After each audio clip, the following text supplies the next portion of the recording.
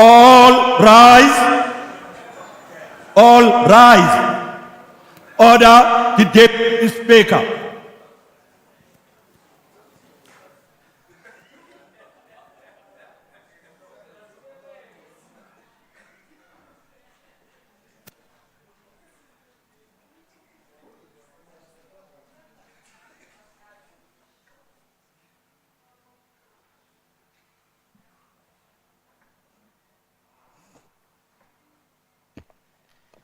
There will now be an opportunity for silent prayer or meditation. Elowo nalowo azithandazele aziyaleze enkosini yakhe. Ngokuthe cwaka.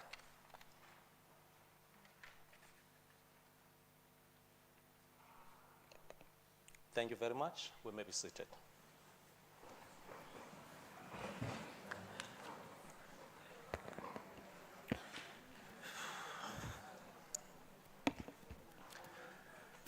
Let me take this opportunity to acknowledge the Honorable Premier,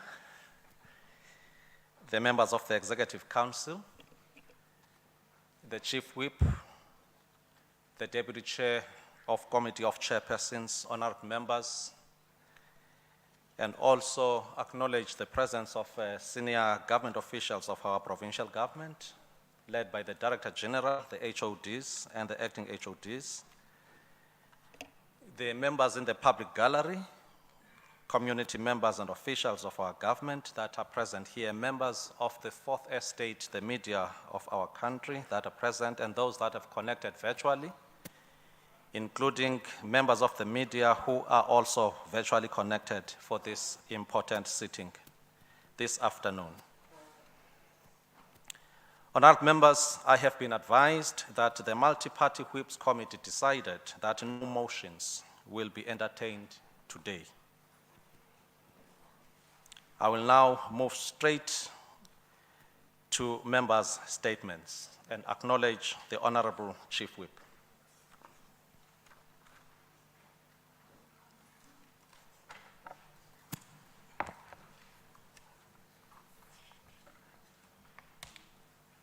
Thank you, Deputy Speaker. Let me take the opportunity and greet yourself, the Premier and the Executive, as well as the members of this august House, our guests. I rise to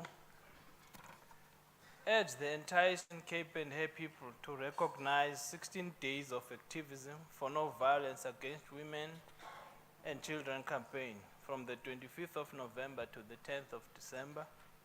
This year's theme is, I quote, accelerating actions to end gender-based violence and femicide, leaving no one behind, close quote. This theme speaks to the importance of ensuring an all-society and multifaceted approach to fight gender-based violence and femicide. We urge everyone to be an activist against GBV at homes, communities, work, and everywhere and every time. To challenge cultures and practices that perpetuate gender inequalities and consequent abuse of women and children at personal and societal level. To reject and report abusers, act and don't look away. Not to protect abusers, but report them.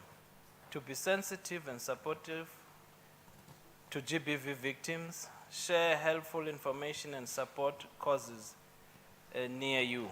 To seek personal help to change harmful behaviors such as alcohol and substance abuse. To teach children values of gender equality. To protect children from exposure to violence and harmful content on internet and social media, including pornography, sexual solicitation.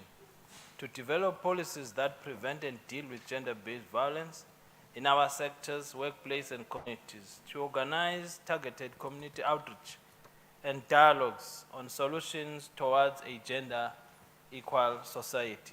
Transform the economy to serve women and enforce 40% minimum public procurement to benefit women at all levels and institutions of the state, government, and private sector.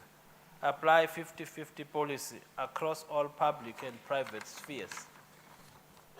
We call for each and every one of us to ensure that this year's campaign marks a decisive moment and breakthrough in recognition that together we have the power to change history for the better.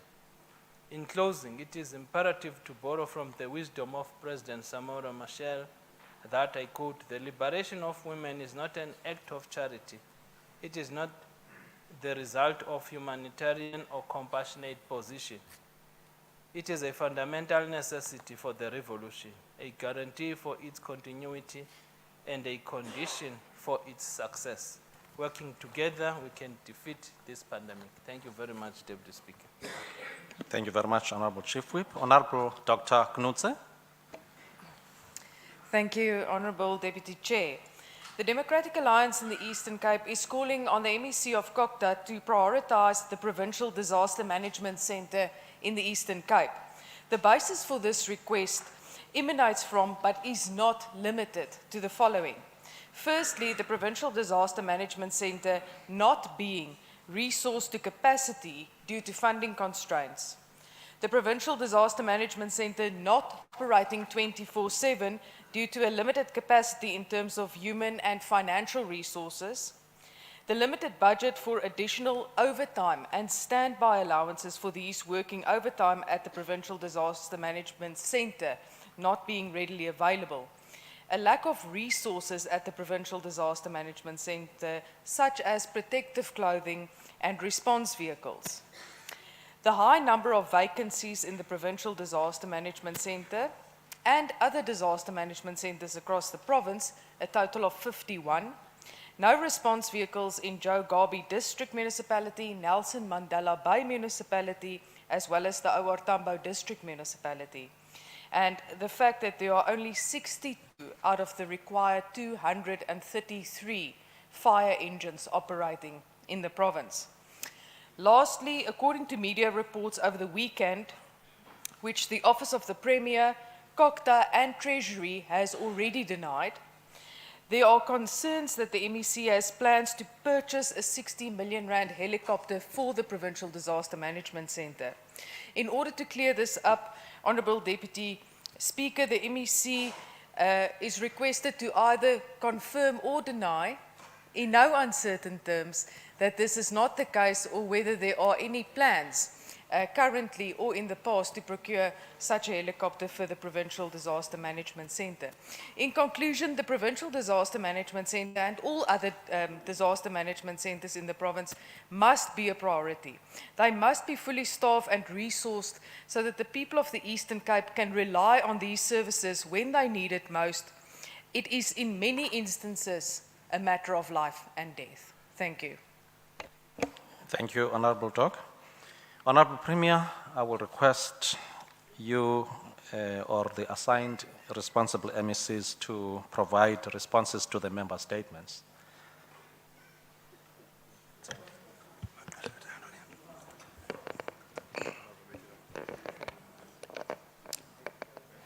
Thank you very much, Honorable Speaker, Deputy Speaker, and good afternoon to you and good afternoon to honorable members and everybody in the House. I will ask MECs to comment, MEC Williams to comment on the issue of disaster, just to give an update. I think also the MEC, when he tables the medium-term budget policy statement, you'll be able to make some reflections around the issues of disasters as well. Of course, I think Honorable Makashela is just reminding us, all of us, about the challenge we are all confronting on our daily basis. We are hard at work in ensuring that we defeat this scourge. We indeed call everybody to take full responsibility of what's happening. It needs a collective effort. The challenge of gender-based violence, it must be eroded. It can't coexist with us. It really, really erodes the moral fiber of our society every day. I will ask Honorable MEC Williams to talk on the issue of disaster briefly. Over to you, Honorable Member. Thank you very much. Thank you very much, Honorable Deputy Speaker.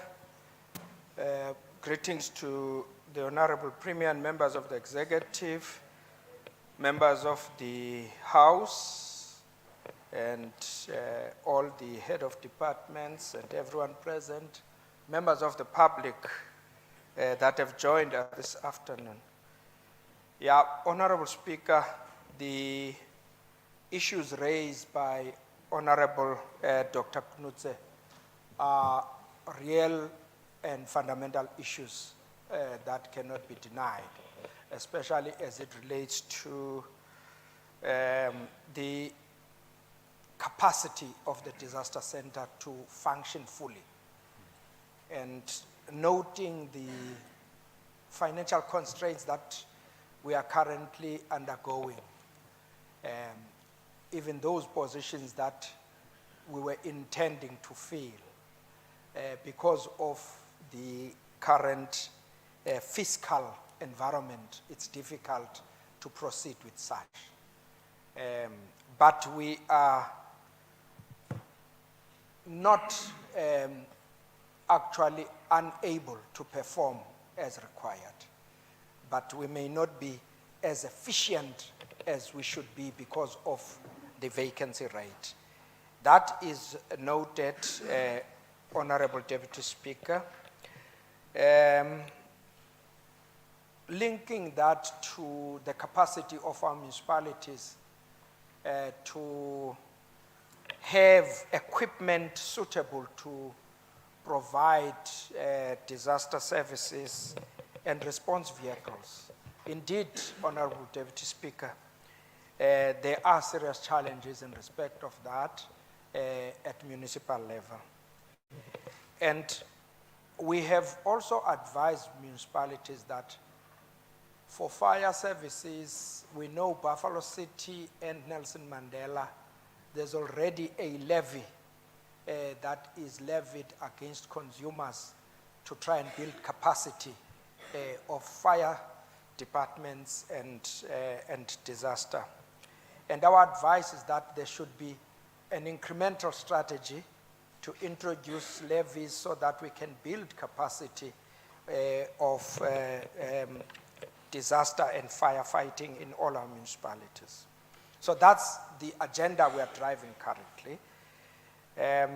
On the helicopter, Honorable Speaker, Deputy Speaker, well, Honorable Deputy Speaker, I think the Sunday Independent may want to gain traction and credibility through falsehoods.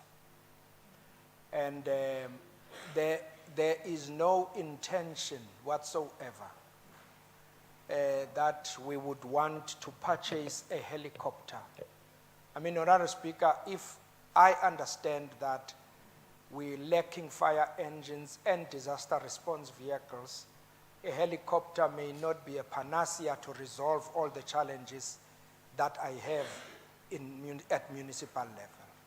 So it's unfathomable that I would ever think about purchasing a helicopter.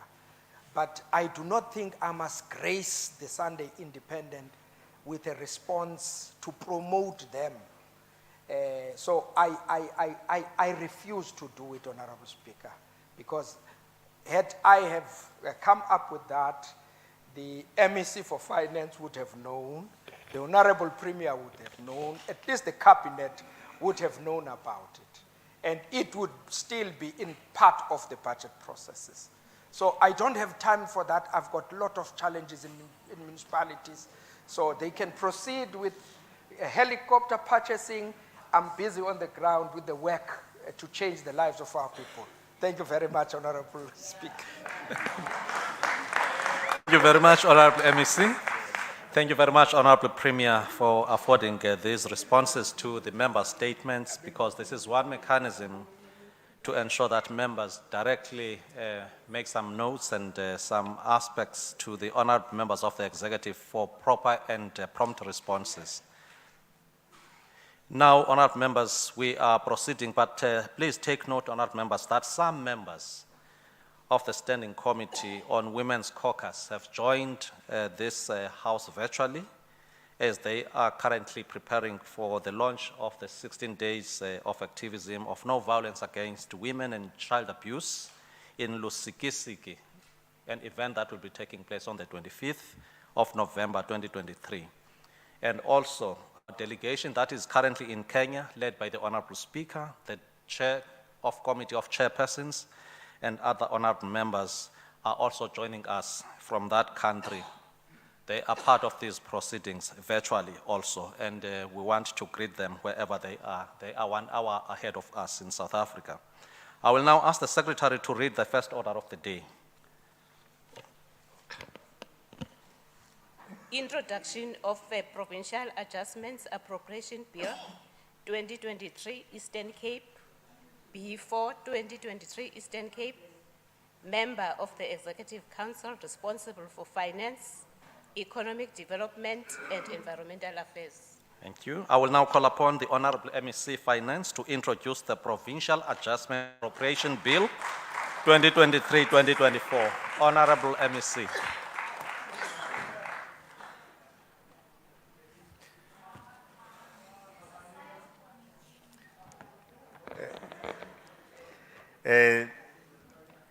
Honorable Deputy Speaker, Honorable Premier, honorable members of the Executive Council, all MPLs present,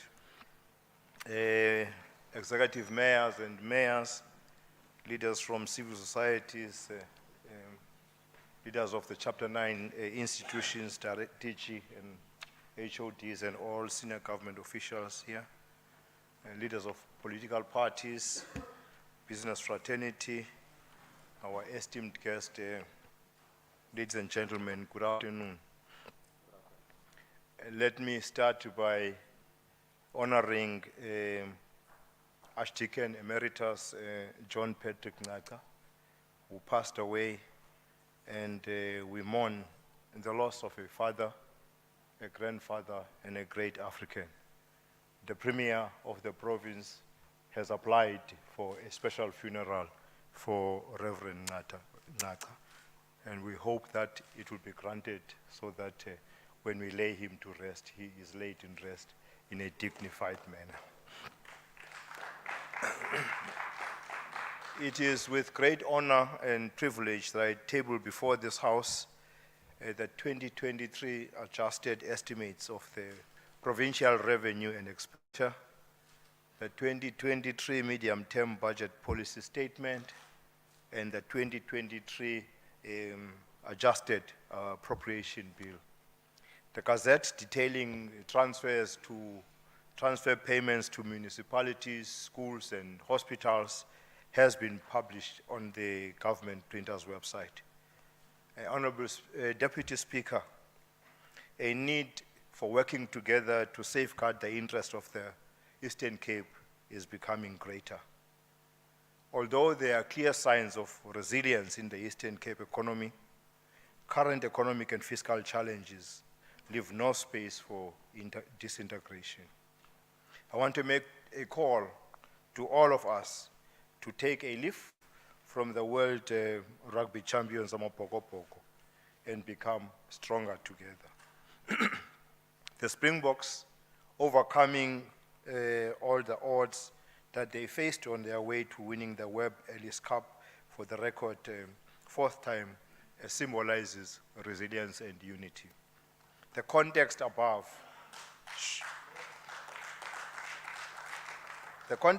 should drive us towards a unitary developmental state working in sync and in tandem with other spheres of government and other significant role players in steering the economy towards much calmer environment that guarantees stability and growth prospects for our people going forward. With that in mind, Honorable Deputy Speaker, let me present the 2023 medium-term budget policy statement. This year's medium-term budget policy statement seeks to build on current economic resilience towards higher economic growth through public infrastructure and private investment. Secondly, to strengthen responsible fiscal resources management to sustain provincial developmental goals. And lastly, to provide continued support to the poor and vulnerable and protecting the frontline services.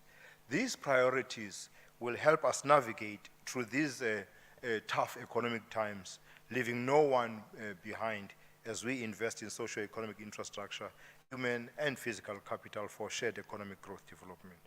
Honorable Deputy Speaker, the country's economic outlook in the short to medium term indicates slow growth, owing to several domestic and global economic challenges. And these challenges include the conflict in the Russia-Ukraine, poor performance of the logistics sector, inept electricity supply, recurring natural disasters, and the general weaker global environment. And the slow economic growth and the compounding challenges have resulted to a constrained fiscal outlook for the country and the province. Despite the challenges I've alluded to, the Eastern Cape economy continued to show signs of resilience as supported by the latest GDP growth figures, employment figures, and the performance of the various economic sectors.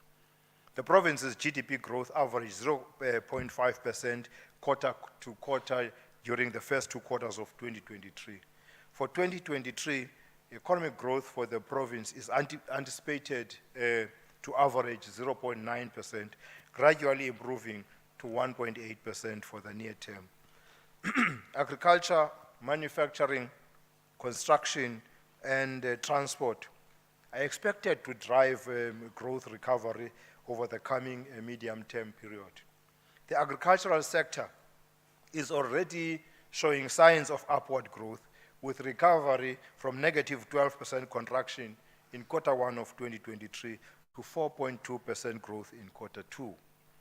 This welcome growth was primarily driven by a higher production and delivery levels of summer field crops and various horticultural products. Likewise, the manufacturing sector recorded 2.2% growth in the first half of 2023, even higher than the 1% recorded by the country. Now, the growth in this sector has been driven mainly by subsectors, agro-processing and the automotive services. Although there was slight moderation from the construction sector, its subsector, civil construction, showed upward trajectory of 5.2%. Now, this positive trajectory in this subsector is attributed to government's sustained investment in infrastructure and capital expenditure. I'm sure siyabona mosiba lo mcimbi we-infrastructure uyaqhutywa kwindawo yonke xa ujikela kweli phondo. Loo nto ke iyasincedisa kwi-economy yethu.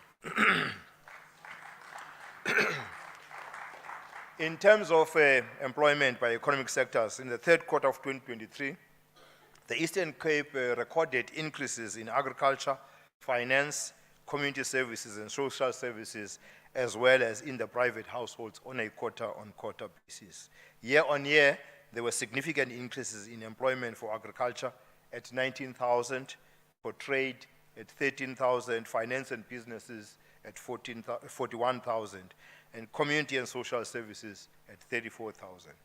Honorable members, the domestic economy has steadily managed to improve its stability to absorb labor and create jobs since the end of the COVID-19 pandemic.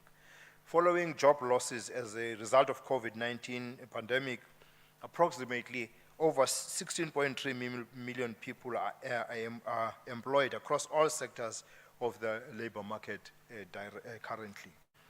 According to the latest report by Stats SA, the province recorded an increase of 15,000 in the number of employed individuals in the third quarter of 2023 as compared to the second quarter. Year on year, the total increase in provincial jobs was 99,000.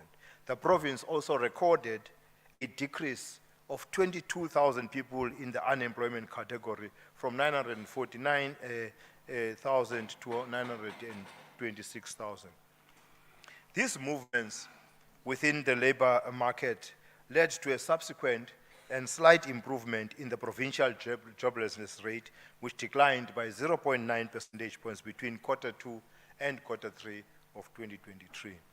Accordingly, the Eastern Cape's provincial official unemployment rate stands at 38.8%, representing a gradual decline from the above 40% rate we observed in the previous quarters. Honorable members, the picture created by the figures above demonstrate two important factors for us. One, that considering the challenges we have experienced over time, the situation could have been worse if it wasn't for the resilience of our economy. And two, that once the national government have succeeded in fixing mainly the issues relating to electricity and Transnet, our economy tends to reach its full growth potential. We will therefore do everything in our power to support national government as they deploy different intervention programs aimed at addressing our immediate challenges. The bigger picture is to set the country up for a positive economic growth path that will see people receiving employment and businesses thriving at an accelerated rate. On the fiscal outlook, as alluded, Honorable Deputy Speaker, the Eastern Cape fiscal outlook remains constrained due to mainly the economy that is not growing at the expected rate. The situation has been compounded. There are challenges that are receiving attention from national government, including low revenue collections. During his presentation of the medium-term budget policy statement in Parliament on November 1st, the Finance Minister, Mr. Enoch Kondogwana, also conceded that government spending exceeds revenue, resulting to rising government debt. The minister added that the costs associated with this debt are crowd out social spending. Inevitably, these challenges affected provinces in that reprioritization of budget stance was taken due to less availability of financial resources for allocation. You will remember, honorable members, and you will recall that the provincial equitable share that we tabled during the main appropriation in March this year amounted to 73.2 billion. We welcome the additional funding of 2.3 billion that has been allocated as an adjustment, which has resulted in an adjusted appropriation of 75.6 billion. If you take the previous 73.2 billion and add what we just received.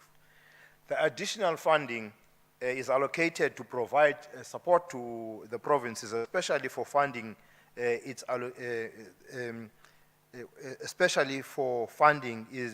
funding itself is allocated to provide support to the provinces for health and education to respond to the cost of implementing the public service wage agreement, which amounted to 3.6 billion rand for the province in the current financial year. You would also see that what we got does not even come closer to the 3.6 billion rand that the province has to fork out for the cost of living adjustment.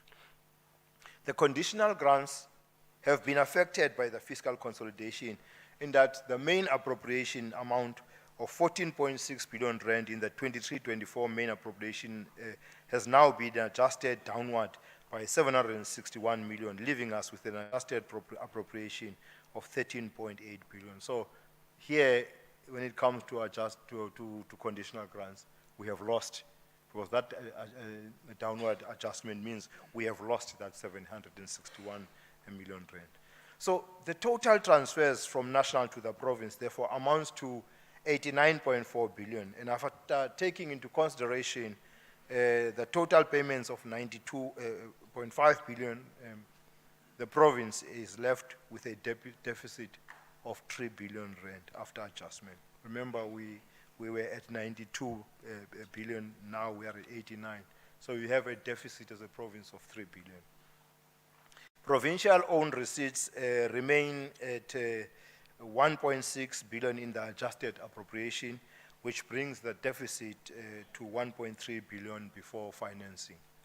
The total payments amounted to 91.6 billion in the 23-24 main appropriation, and departments have been allocated net additional funding of 857.6 million, which resulted in an adjustment appropriation of 92.4 billion.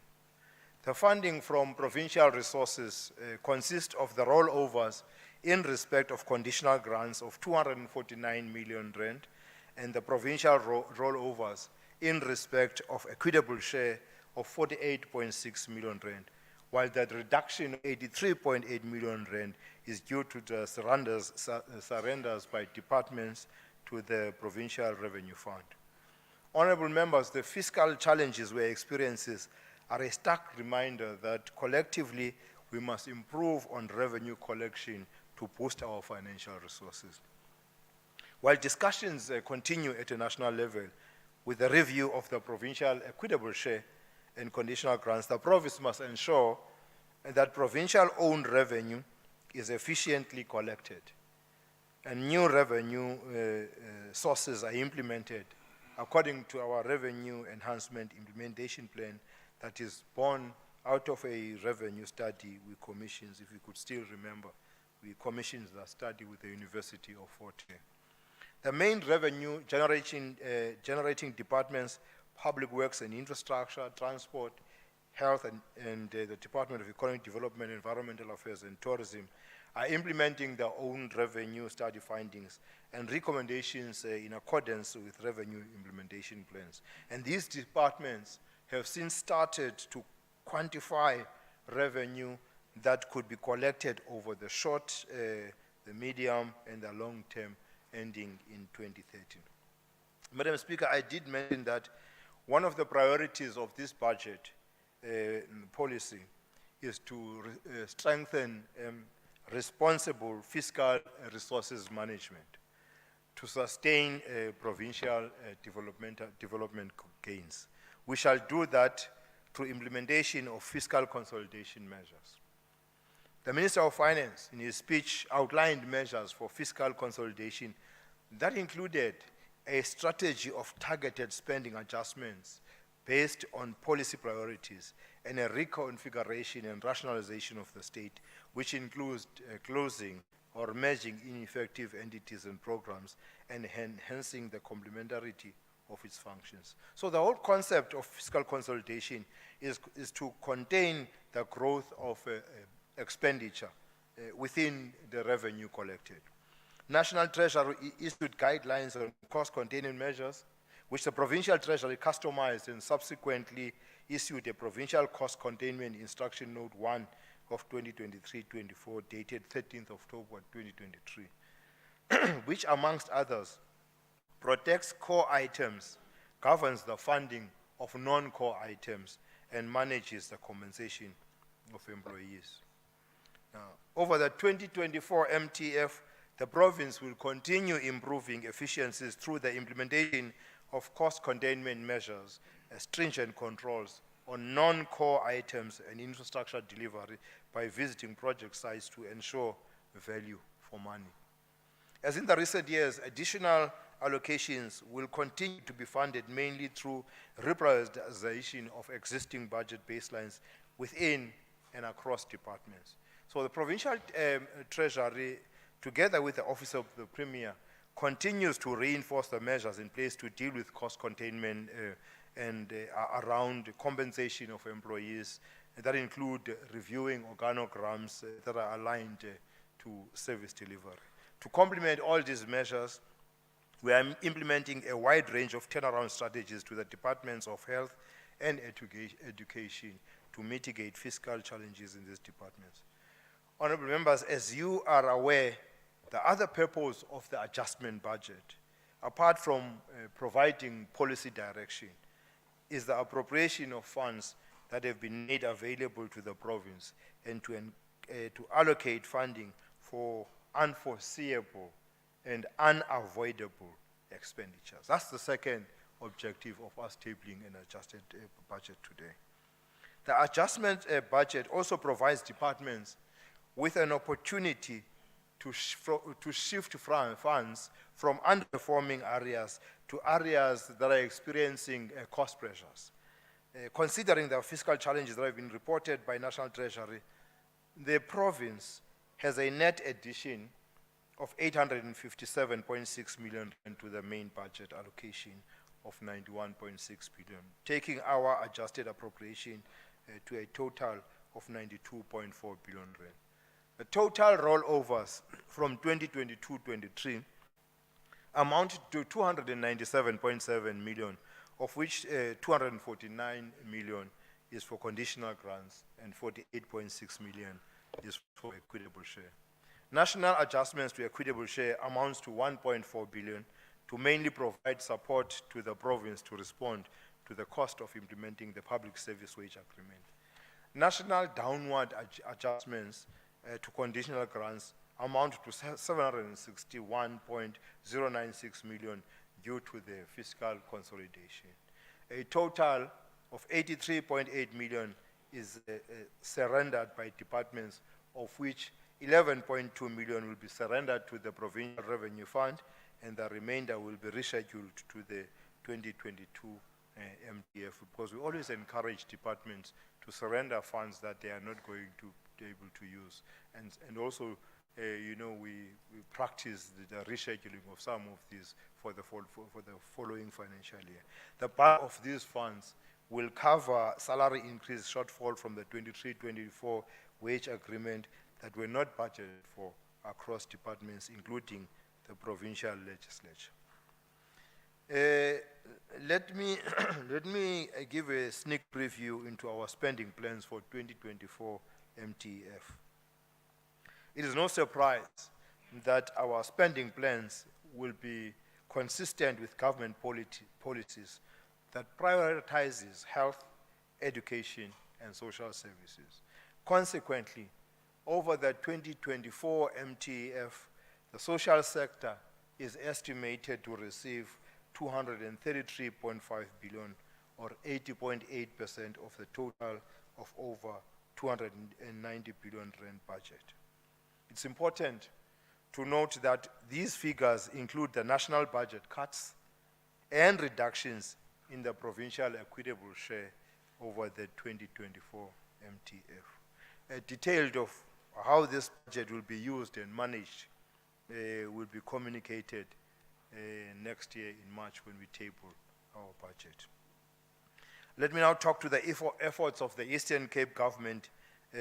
What efforts are they making towards inspiring economic growth and job creation in the province? You would appreciate that the resilience of our economy that I have mentioned and the figures that are associated with that have materialized because of the efforts by government, especially in the space of investment and promotion and spending on economic infrastructure. The Eastern Cape government, led by Premier Oscar Mabuyane, continues to create a conducive environment for investments to inspire economic recovery and growth. This year alone, the Premier announced during the Provincial Investment Conference in September a windfall investment from the private sector to the tune of 127 billion rand. These investments cover several sectors of our economy, including manufacturing, agro-processing, automotive, renewable energy, creative industry, tourism, and even ICT. The value that these investments bring to the province's economy cannot be overstated. They represent a pivotal moment in provincial economic trajectory, positioning the province for robust growth and prosperous future.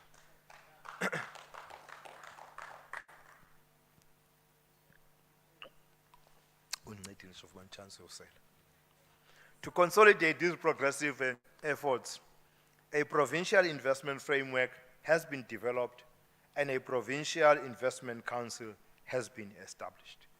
The strategic value of the PIC will depend on its mandate in strengthening coordination responses to and coordinating responses to unlocking investment that create employment opportunities for the province. Honorable Speaker, we pride ourselves with our two special economic zones, East London Industrial Development Zone and the Kucha Development Corporation, whom are the strategic economic centers for operationalization and implementation of these investments.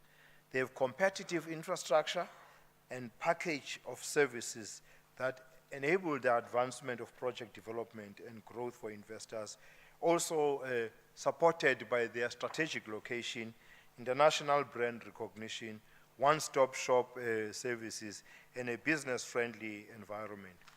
These SEZs are fast becoming a hub for cutting-edge catalytic industrial projects in the automotive, energy, manufacturing, and ICT industries. That is why we pride ourselves of them. I think I should also bring it to the attention of the House that the development in the Kocha Development Corporation, we as the provincial government are aware of. We are comfortable about the process that is taken to ensure that all the challenges are resolved in as quick as possible, but in a manner that would be beneficial to the province.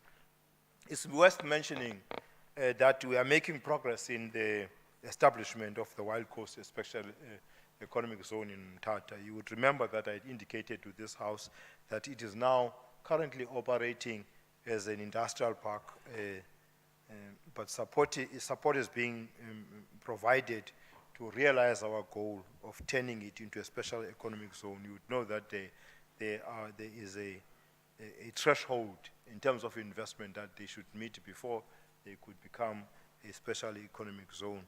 And following now the investment pipeline of 1.7 billion rand that has been secured, we have made an application for it to be changed from industrial park to an SEZ. The national government has placed on the renewable energy, the national government has placed energy transition as a priority to raise the country's economic growth prospects.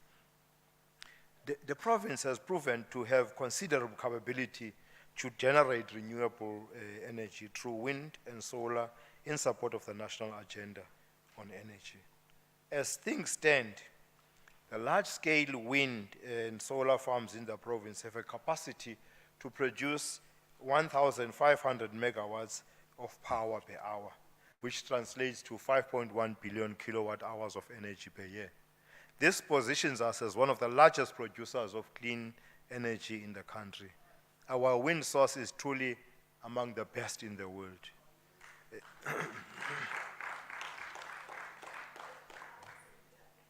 Currently, there are 651 megawatts of wind farms under construction or proceeding to construction. Now, this represents approximately 14 billion rand of investment value under construction in the province, yielding over 4,200 direct construction jobs. The first wind farms plan to reach commercial operation date by mid-2024, with a remainder coming online thereafter through to 2025. Given that capability, government must mobilize investment for storage capacity for the benefit of the province for purposes of grid security and stability, and hopefully the municipalities will come into the party in assisting us to mobilize investment for storage capacity in their local municipalities, especially the two metros. With the automotive industry is booming in Eastern Cape, with Stellantis vehicle manufacturer having recently indicated an investment of 3 billion rand on a new automotive plant at CDC in Gqeberha. The plant is estimated to be completed by 2025. It must be noted that Stellantis owns a range of vehicle brands such as your Fiat, your Alfa Romeo, your Citroen, your Jeep, etc., Opel and Peugeot. Now the arrival of Stellantis in our shores expands our dominance in the country in the automotive space, as the province already boasts with the automotive companies that we have, the original equipment manufacturing like Mercedes-Benz, VW, Isuzu, and Ford, all having established manufacturing plants here in the Eastern Cape. It's therefore critical that we do everything in our power to keep them here in the province and amid the industry's transition to new energy vehicles. In this regard, policy responses are needed for clarity and coherence. We are delighted over the reports that national government is considering various options on current incentive and tax structures for the sector to facilitate industrial upgrading of current production processes from internal combustion engines to the new energy vehicles. From a provincial perspective, considerable work is being done to support the auto industry to achieve its transition to new energy vehicles. As such, the province is implementing a project to install 13 electric vehicle charging stations across the province as a start. This is ensure, Bobby, Honorable Stevenson, those who own NEVs can now travel from Gqeberha to Durban without having without changing, having to turn back once they get to East London, because there are no electric charging stations. As part of the new energy vehicle skills development, our entity, AIDC, which is the Automotive Industry Development Center, Eastern Cape, has agreed to sign an agreement with Mercedes-Benz Learning Academy to recruit 30 apprentices to undergo training on high voltage electrical vehicle training. Again, this is to ensure that we build these NEV skills within our province in order to create NEV skills among the youth. I think at this point in time, Mercedes-Benz is doing a recruitment of these that will be trained by them. By the beginning of the year, those that are recruited will immediately begin in the training center of a Mercedes-Benz. And a second partnership is with Nelson Mandela University. The province is subsidizing 42 engineering students in the space of mechatronics, mechanical, and electrical. Our objective is to build capacity of engineering skills within our province for the industry. So these two projects are projects that we should pride ourselves in, because the agreement with the Nelson Mandela municipality is a three-year agreement, and the agreement with Mercedes-Benz SA is a 2-year agreement, and both the projects are projects that are aimed at building the capacity and skills within the province that could be used when it comes to the automotive sector and the new energy vehicles. We are keen on extending these bursaries to other universities and TVET colleges in the province. We're also looking at an overall review of the offered curriculum to make it relevant to the manufacturing industry. We are making all this investment to appreciate the confidence the industry has shown to the province over the years. In the summit that was convened by the Premier this week on development, this was a matter that was raised as well by the various stakeholders on how do we look at these TVETs and ensure that the skills and their curriculum are changed so that the skills that are offered are beneficial to those industries within the province that are driving economic growth. In the film industry, it is pleasing to observe the rapid growth of the film industry in the Eastern Cape. We are now reaping the fruits of a decision we took in 2019 to create a film fund for the benefit of our local creatives. The creation of the fund has significantly contributed to job creation, skills development, and the harnessing of capacity building within the local creative industry. The fund has enabled ECDC to channel a significant 389 million rand worth of investment into 19 productions over a four-year period. To date, more than 8,176 jobs have been created during the filming phase of all these productions, and there has been a total of 490 SOME beneficiation. We are now witnessing trendy films and telenovelas that are shot and produced here in the province, such as Gqeberha, The Empire, Wild is the Wind was shot in Graaff-Reinet, Blood Psalms, Survivor, South Africa Season 9 was shot in Dlambe, I think along the Fish River, and now the most trending currently, the Queenstown Kings, Omnye Komnye, Masambe Put. Now, this financial year, we allocated 8.2 million rand to ECDC through DDIT for further support and development of the film industry. Now, on investing in business, during the main budget speech early this year, I announced the establishment of the Eastern Cape Economic Development Fund with the aim of encouraging economic development objectives of the province. We allocated 100 million to ECDC to administer the fund on behalf of the province. It's now in its final rollout phase with the following projects already approved for funding. The Graduate Artisan Skills Development Program, the MSME Business Loan Enterprise Finance Scheme, the Business Support Program for the provision of microfinance to social enterprises, the Township and Rural Entrepreneurship Program, the Automotive Supplier Support Fund, and Automotive Incubator. So a total of 81 million rand is approved for implementation of these projects. So I'm hopeful that none of the funds will be retained at the end of this financial year. We will make announcements in March next year in terms of what the future holds for the fund. If you remember, we said DIT and ECTC should ensure that they use these funds to match with the private sector on a rand-on-rand basis. Because if they do that, they will go very far. But if they think that they're going to spend 100 million rand by themselves, they are not going to go very far. So we're hoping that they will do that, such that next year we have a rethink in terms of continuing with the fund. It will all depend on how they have performed. Honorable Speaker, while we are pleased with a nominal decline in our unemployment in the province, we remain concerned with high unemployment numbers in the youth category, especially those aged between 25 and 34. Now, recognizing the challenges faced by the youth in the age group, the Eastern Cape Provincial Government has undertaken commendable initiatives aimed at bolstering job creation, fostering skills development, and providing crucial support to the youth-led SMMEs.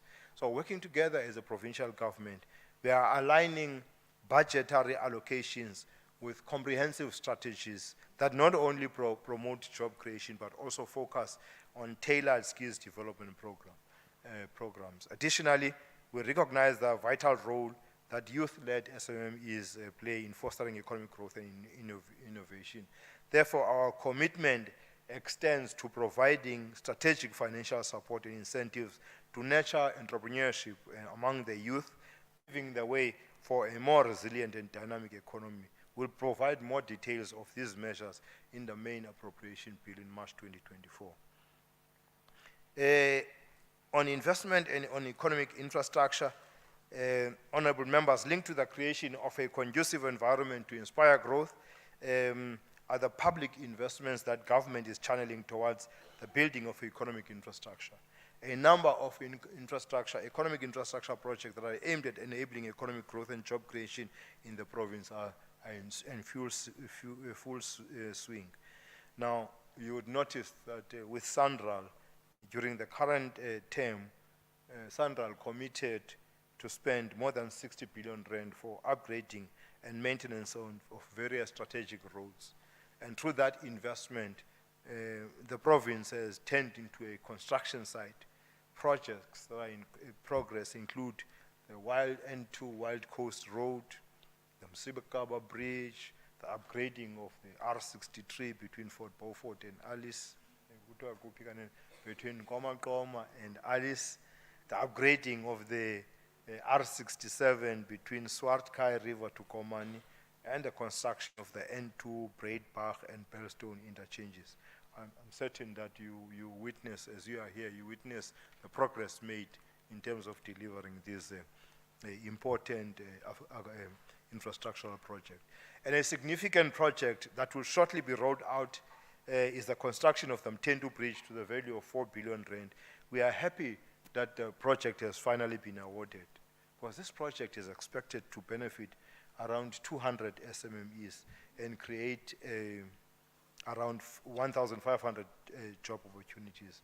The project is inclusive of an upgrade of an 18-kilometer provincial road linking the planned Mkambati interchange and the Flagstaff Holy Cross Road, including the construction of 3 community access roads. The same goes for Transnet. We are endowed here in the province with 3 ports.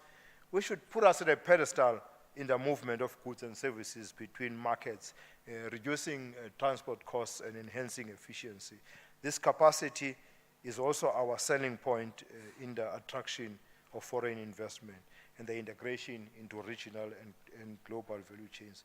It's for this reason that we appreciate the progress in Transnet's implementation of the 9.1 billion rand infrastructure development projects in both the port of Ngquga, port of East London, as well as the port of Gqeberha. Just recently, we witnessed the first shipment of the manganese from the port of East London through such an investment by Transnet. And this development are a welcomed response to our calls for Transnet to invest in the rail and port infrastructure of the province, as we believe that an adequate logistics system that includes rail, ports, and roads is essential to our economic growth.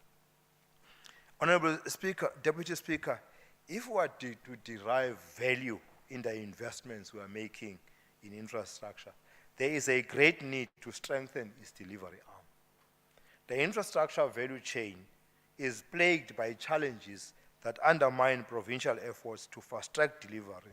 One of the challenges in the Eastern Cape province is the lack of a robust project pipeline that is sound enough to attract funding, securing alternative sources of funding, including private sector funding, as well as lack of adequate delivery management capacity, including poor contract and project management. Now, the province has since introduced a model of infrastructure coordination, monitoring, and support to deal with these challenges, as the coordination of infrastructure demands the line of sight that includes provincial treasury, public and infrastructure, and the office of the premier.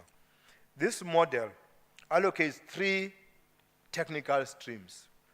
That is the budget monitoring led by provincial treasury, the project monitoring and implementation led by the Department of Public Works and Infrastructure, and the service delivery monitoring and site visits that are led by the Office of the Premier. In addition, Provincial Treasury is putting more emphasis on exploring the provincial capacity of the province to deliver projects. Now, we continue, Honorable Deputy Speaker, to encourage departments to adhere to their procurement plans for effective delivery and expenditure.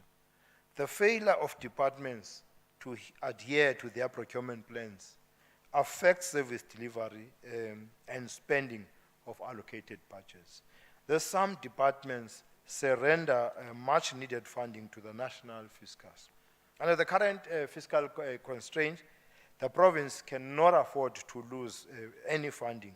Similarly, communities of much needed service delivery because of such inefficiencies we requested departments to develop catch-up plans to ensure that the procurement plans are implemented and progress thereon is strictly monitored. Spending on provincial suppliers remains one of the most important objectives of the provincial government. Now, for the first 6 months of the current financial year, provincial departments have spent a total of 3.1 billion rand on Eastern Cape-based suppliers. It's also our drive to promote and support designated groups, women and youth-owned businesses. I must also mention, Madam Deputy Speaker, that we remain committed in utilizing suppliers, including contractors, to speed up service delivery. It's, however, disconcerting to observe that the performance of some of the appointed suppliers and contractors is of poor standard. In some instances, poor performance leads to protracted contractual disputes, culminating in cancellation of contracts and abandoning of sites. The abandoning of sites witnessed a lot, especially in the construction of roads. To address this, we are institutionalizing sound and effective contract management in departments through implementation of the contract management framework.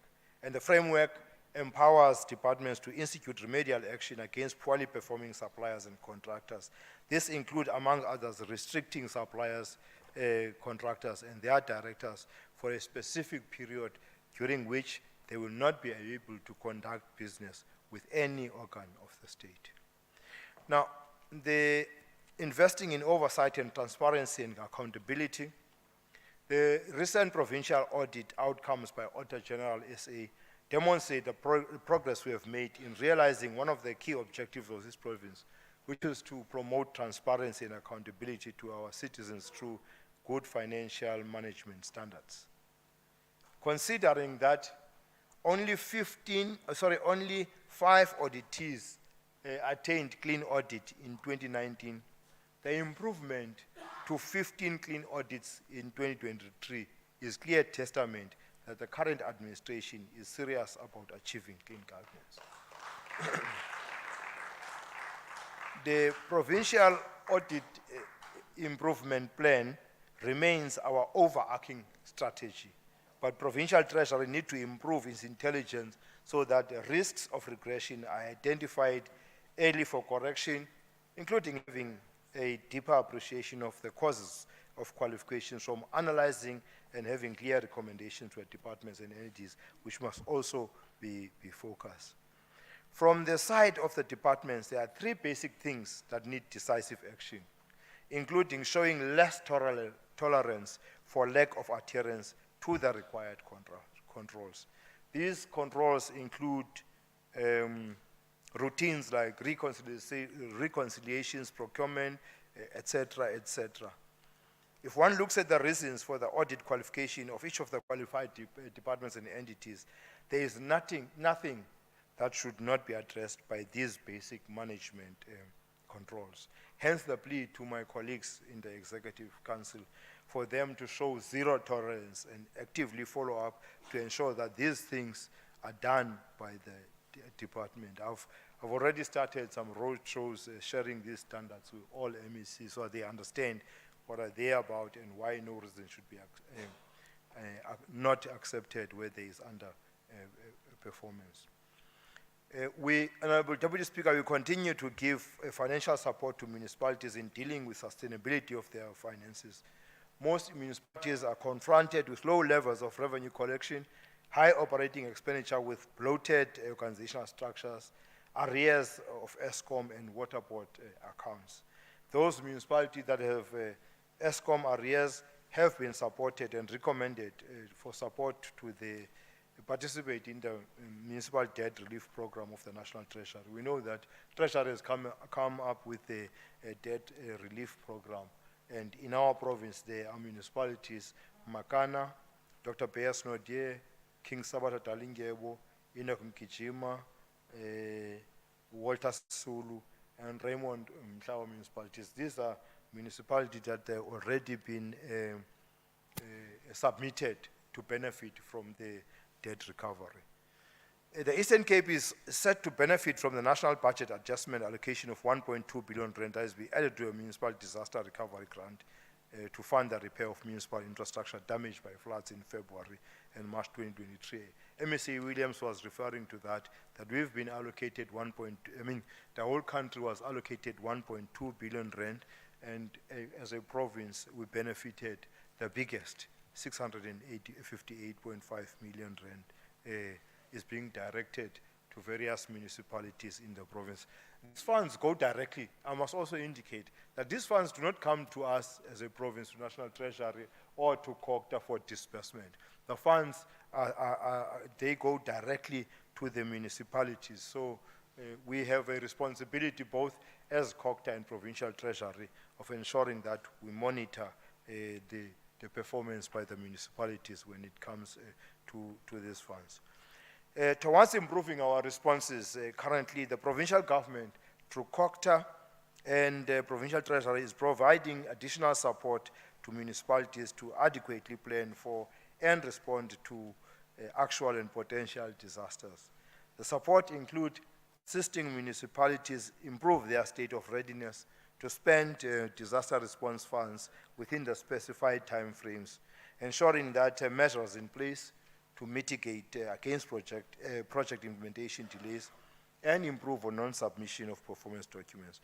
Furthermore, sector departments and municipalities are being assisted to develop disaster management plans, and with their expenditure monitored for all disaster recovery and rehabilitation work.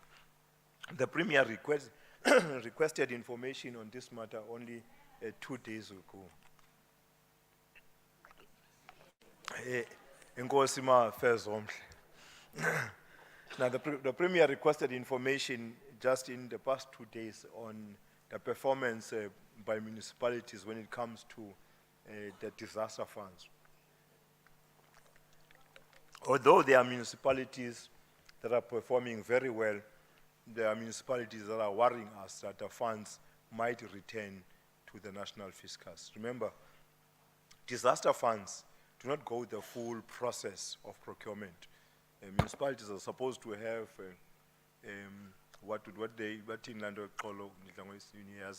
a panel of contractors that immediately when you receive the funds, you spend the funds. But we do have challenges in some municipalities where they want to follow the full process. When we looked at this as presented by COCTA in a discussion that we had with the Premier, I had with the Premier 2 days ago, I can say that there are municipalities that are not going to be able to finish the funds, and that's a worrying factor because disaster funds are supposed to be treated with the urgency they deserve as disasters. Honorable members, we are almost at the end of the current term of administration. By the time we meet for the next medium-term budget policy statement, the 7th term administration would have assumed. If we unite in support of the fundamentals of this policy statement, we are destined to deliver the next administration an Eastern Cape that has strong economy, stable public finances, and protected social wage. In the spirit of stronger together, let us work together towards consolidating the gains of that we have achieved during this term into the next term. It is those gains that will convince the electorate to give the current government a fresh mandate during the elections next year. Honorable Speaker, in the currency of this term, we shall return in March next year to table a budget that will detail in express terms what shall be lined up as a further foundation going forward. Without a doubt, the 7th administration will inherit a machinery far better and agile than what the Raymond Mhlaba administration had taken over in 1994. The journey has not been smooth sailing, but it demanded commitment and patience with all the hardships and the sweat that comes with it. I'm grateful to the Honorable Premier and members of the Executive for their invaluable support and leadership. Honorable Deputy Speaker, your collective of members of the Provincial Legislature, together with the administrative cohort, we are genuinely honest in extending our gratitude for making us account to the public and also having this day as properly organized as it is.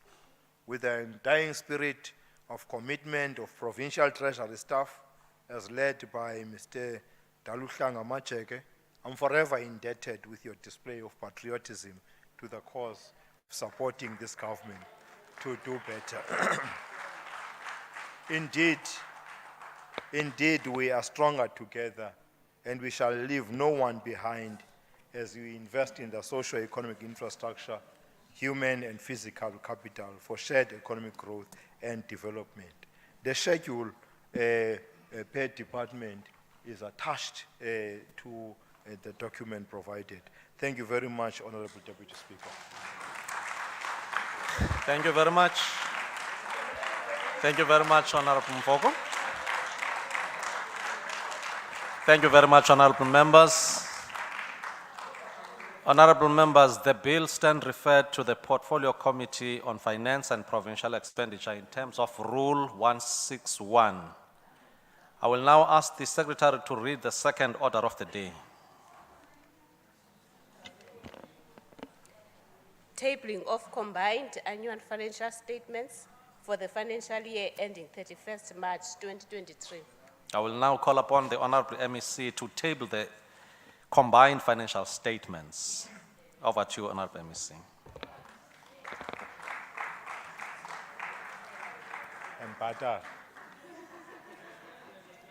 Thank you very much, Honorable Deputy Speaker. Premier Uti Uyanibhadala, manisebenze. Ladies and gentlemen, I'm honored to stand before this House to table combined financial statements of the provincial departments and public entities for the year ended 31st March 2023. Now, Section 19 of the PFMA requires that provincial treasurers prepare and table consolidated financial statements in respect of provincial departments and public entities under the control of the provincial executive and the provincial legislature. Now, the combined financial statements that we are tabling to this House today demonstrate the progress we have made to realize one of the key objectives of this province, which is to promote transparency and accountability to our citizens through good financial management standards. Honorable Speaker, Deputy Speaker, it must be noted that the combined financial statements draws from the audit outcomes of the individual institutions managed under the PFMA departments as well as the public entities.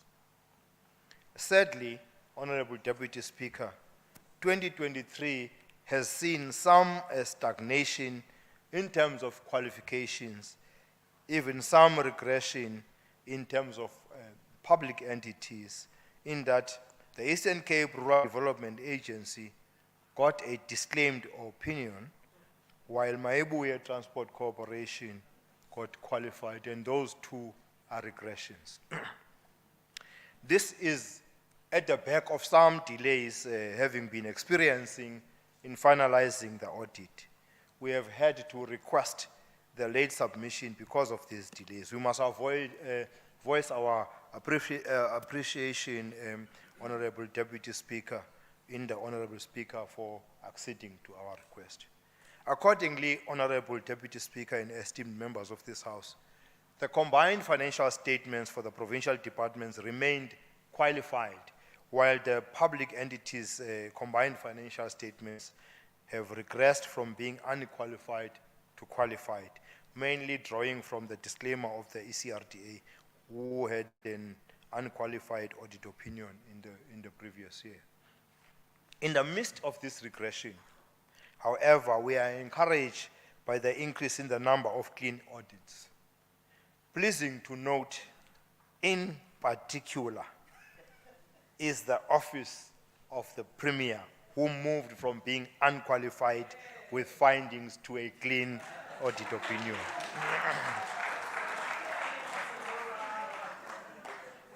Now, the office of the Premier joins a number of departments who have been clean for a number of years. And we are hoping that akazoyiphungula uPremier noZulu ukuya phambili. Now, the Department of Community Safety, for instance, has been clean for 10 years. Provincial Treasury has been clean for 8 years. Now, there are departments that are also coming, like COCTA, DISRAC, who have been clean for the past 3 years. And DDIT and Dr. Da, as well as the Eastern Cape Provincial Legislature, have been clean for the past 2 years. Now, besides the two regressions I have highlighted, public entities have showed good record of clean audits. The following entities have maintained clean audits for the past 6 years: the East London IDZ, Eastern Cape Parks and Tourism Agency, Eastern Cape Socio-Economic Consultative Council, Eastern Cape Gambling Board, Eastern Cape Liquor Board, Kucha Development Corporation, and the Government Fleet Management Services. Uninzi lwazo lupha kwa-DDIT is.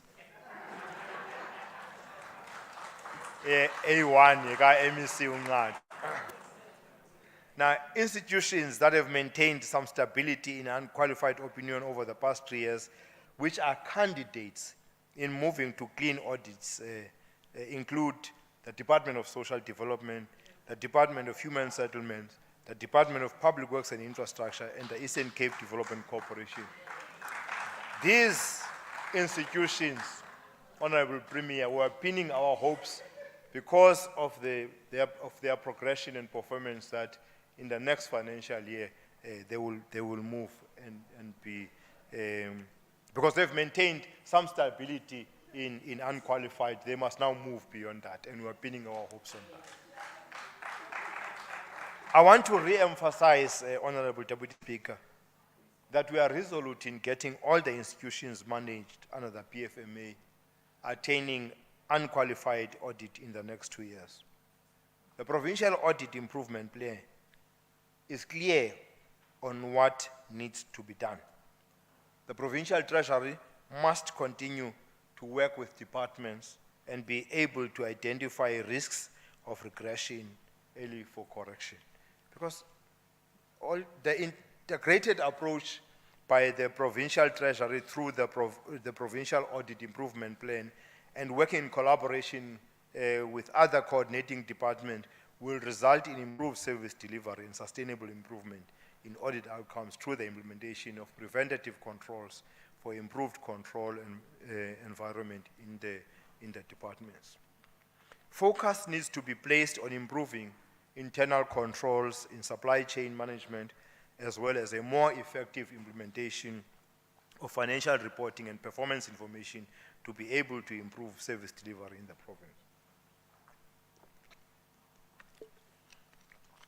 For us to get where we aim to be, management and oversight structures across the board must be decisive and must not be tolerant or tolerate any disregard of controls that are in place. We also request accounting officers to take active interest in the public entities under their controls, have regular meetings to assess the level of performance, including mitigating the audit risks which should be brought into their attention of the members of the Executive Council. If one looks at the reasons for the audit qualification for each of the 3 departments, health, education, and transport, and the 2 entities, there is nothing that should not be addressed by these basic management controls.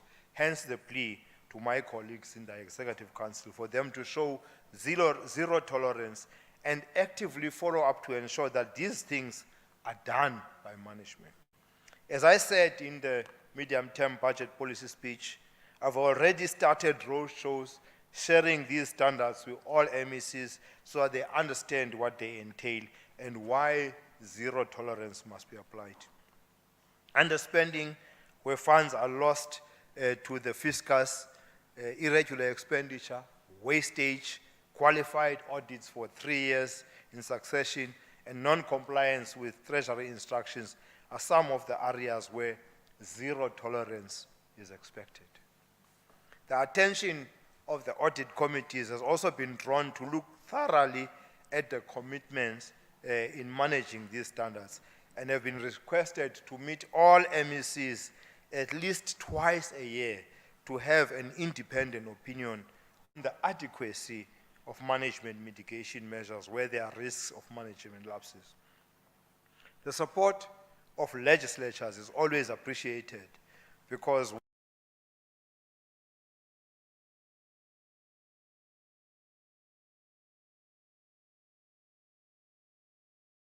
the committee have these areas in their sights.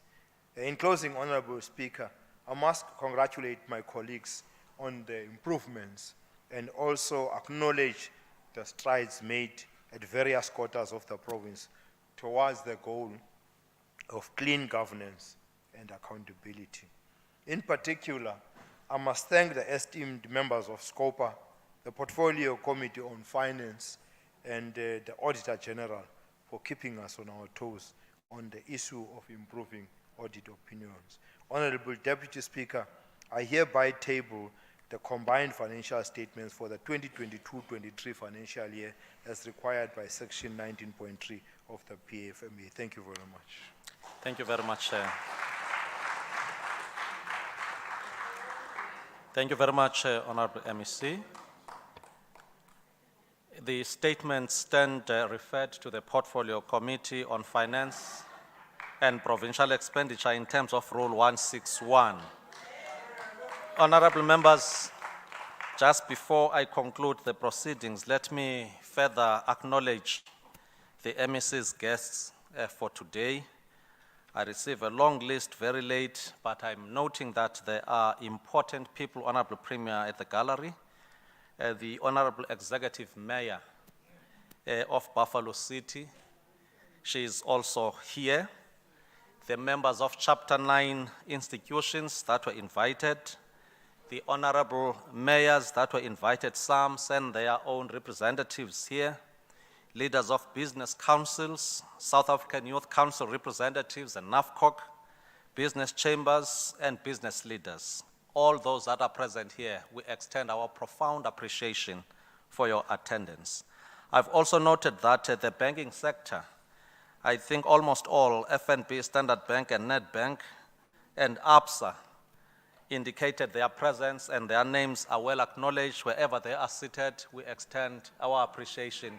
Thank you very much, my leaders. Leaders of public entities, university vice-chancellors and their representatives that are present here. I've already acknowledged the HODs, the CFOs, because this is a matter of friends and cents. All those that are present here, we are also acknowledging them. But just to conclude, honorable members, Honorable Premier, Honorable MEC for Education, as the House we have learned with shock the brutal elimination and cold-blooded killing of school-going children at Mzomhle Senior Secondary while studying for their own examinations. And our prayers are with grade 12 learners and a learner also who passed away, a grade 11 learner critically injured, and other two who died. I think they are from Buchule Senior Secondary School. Mzomhle and Buchule community, I think we extend our deepest sympathies and sorrow for what has happened. Really, it's a very uneasy period for the learners and teachers and school community combined. Sicela ke bathuthuzeleke mawethu. Izicwangcisi ngazo zethu kodwa izigqibo ibe zozongenhla. Wabaphuthuma ke besonwabile abantwana nxe usapho lako kwethu. Sizawungena kusukela nge-25th, members, including members of this chamber, must be out as flag bearers, honored members, of the message of love and compassion for the protection and safety of women and children in particular, especially also boys who are going to undertake a very serious ritual yokokuba benzwa amadoda. Sazuba ayilo xesha lokokuba kwenzakaliswe isihomo nesithunzi sabantu abangomama. Sithi xa kufika umhla we-10th kaDisemba sibe sibala imiphefumulo engasekhoyo ngeli xesha. May all men who are here men enough to protect and cushion the reputation of women and children in particular. Kungabikho kufa nakwenzakala. By those words, honored members, I wish to indicate that with all the discussions and tabling, that concludes the presentation on this matter and the business for the day. And the House will adjourn until Wednesday, the 6th of December, 2023 at 2:15. The House is adjourned.